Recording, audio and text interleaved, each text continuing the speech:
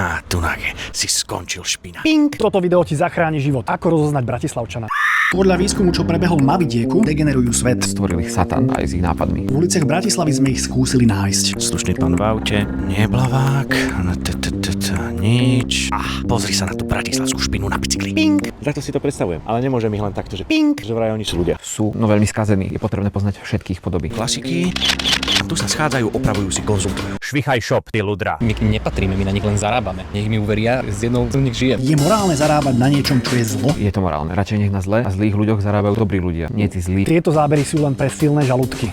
Tu sa tvári, že je normálne. A tu vidíš, že je to hnusný Bratislavčan. Takto nosia nákupy, kazia psi, deti. Všetko od nás, hambím sa. To by zdravý neblavák nech spravil. Dostali sme podozrenie, že cyklista rovná sa Bratislavčan, necyklista normálny človek. Aj my máme také podozrenie. Keby ich nechránil Brusel, vybavíme ich elegantne. Ping! Regulovaný chov, keby to patrilo pod ministerstvo kultúry, bicykle zrušia, odvolajú a je dobre.